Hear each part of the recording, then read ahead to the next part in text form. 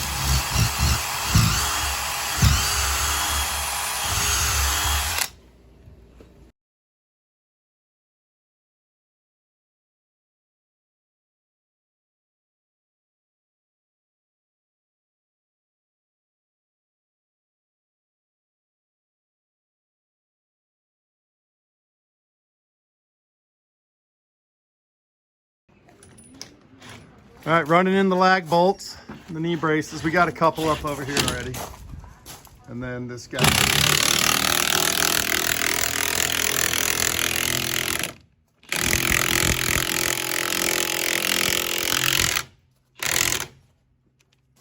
One more? Yeah, that's good. That's good.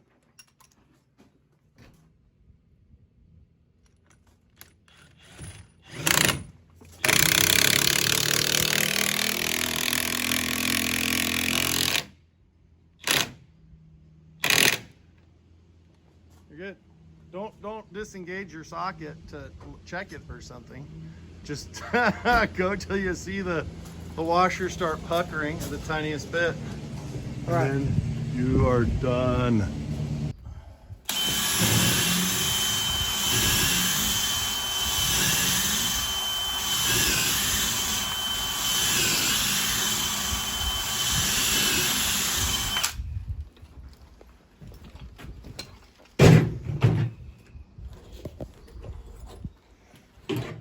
Another lag.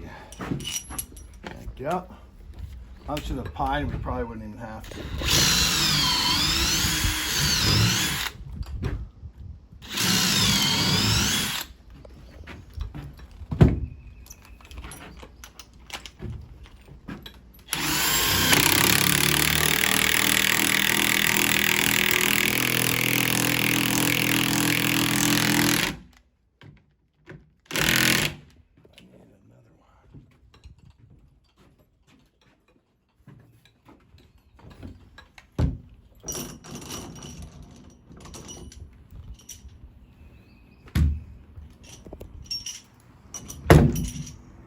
Oh, my back is killing me.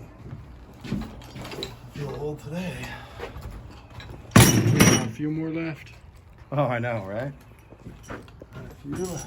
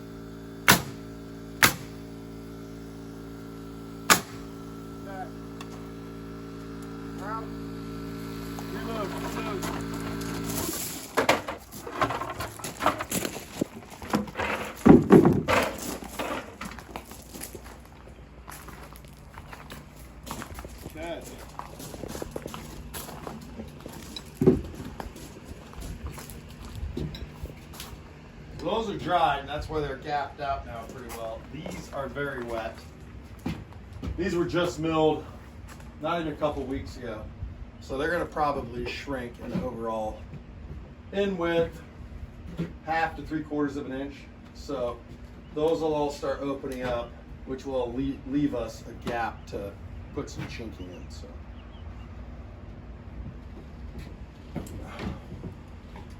There's 2 layers to this wall. There's multiple layers. What we have is vertical paneling. Then we're going to have a vapor barrier.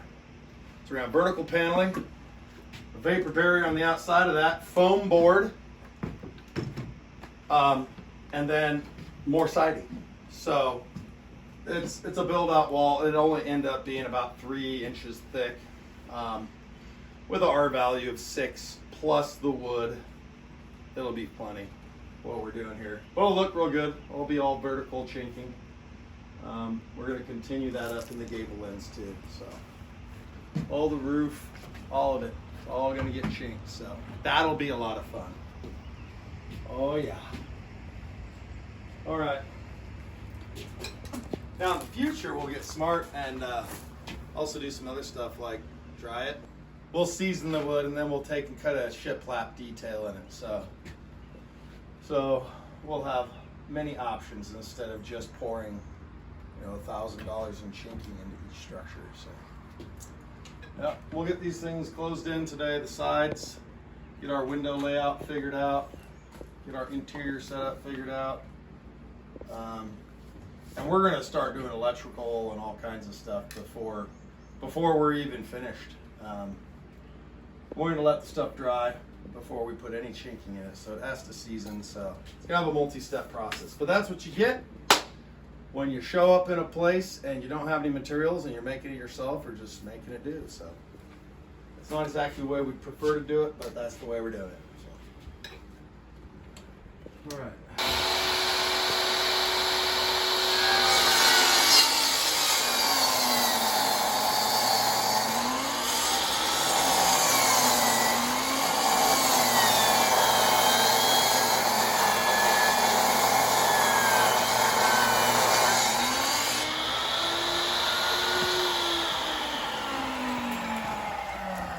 Oh, I can't take any more sawdust in my eyes. I'm so fucking sick of it, dude.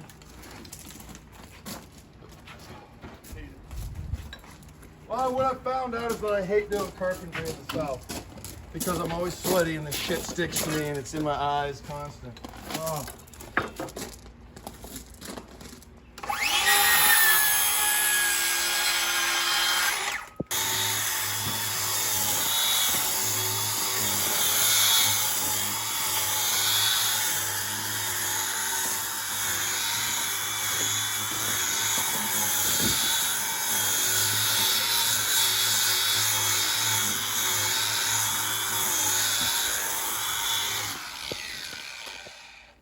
40 grit flapper disc does all the heavy lifting as far as deburring and taking off a lot of the fur from the rough milling.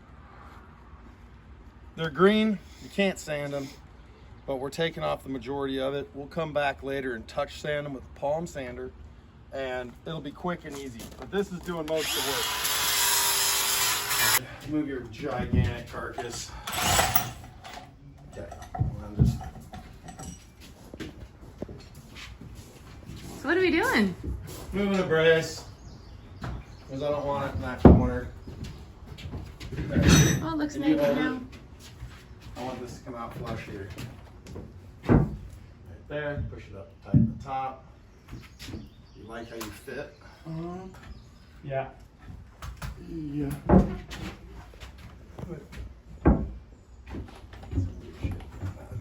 It's twisting. Oh, yeah.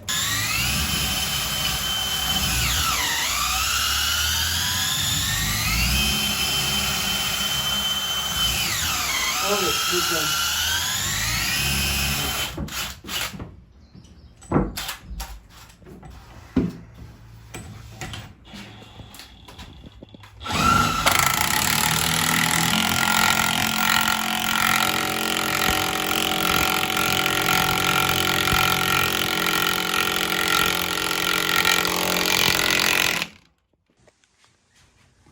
All right, we're just kind of starting to lay out in here.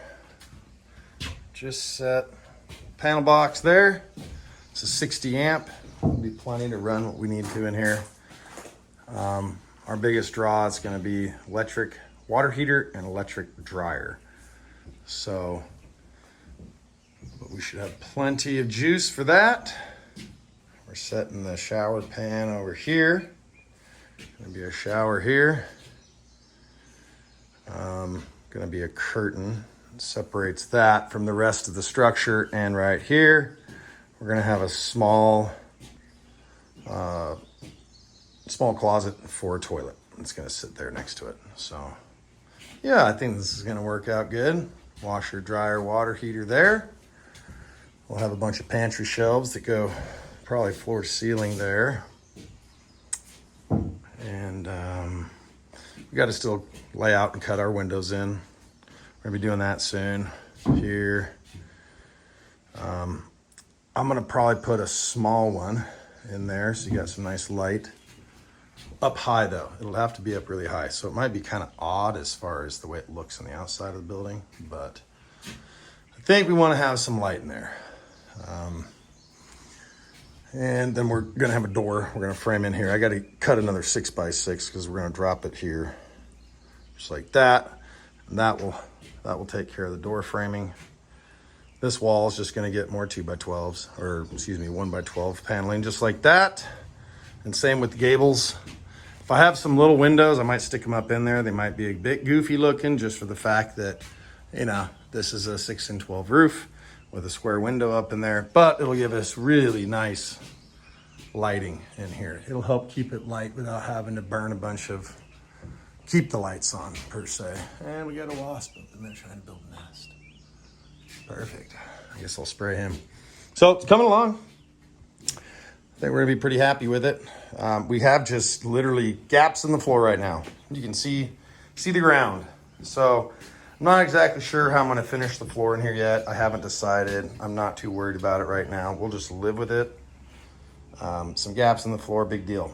I could, if I wanted to, I could chink it. I'm not really worried about insulating it, although we could. Probably gonna put another layer of decking over this one, and it'll probably just all be rough cut oak. It's probably how we'll finish it, but we're just getting stuff laid out in here now so we can start roughing in plumbing and electrical. Obviously you can see through the wall here, but that's okay. That gets all covered up, gets purlins on the outside. Insulation board, well, it's gonna have a moisture barrier on the outside, and then there's going to be purlins that support the exterior siding, and there's, you know, a moisture barrier in between all that. So you won't be able to see through the wall. And then once all this wood is finally cured, we're gonna actually put permachink in all the gaps. Now you can see these gaps are super tight, right? Real tight. Well, those are really green. Those are super green. They were just milled. So you just put it tight and let nature take its course, and it'll all end up with sizable gaps. I expect each side of those 1x12s to shrink at least 1/4 of an inch. So you'll end up with 1/2 inch to probably 3/4 inch gaps, about like you're seeing here, and it'll take chinking real well. So that's where we're at. That's the progress. It's kind of cart before the horse, but we kind of have to do it this way because we got to let this stuff season, and I'm not willing to let it season and dry for a month or two before we, you know, set us back that much further on construction of this project. So we're just gonna get it working in here, get it functioning, and then we'll finish up the exterior of the building. I mean, we don't even have roofing on yet. We're just dried in with the membrane. So all in due time, but it's coming. It's all right. All right. Thanks for watching, folks. Watch more episodes. We'll have a lot of progression of this structure coming along. We'll see you on the next one.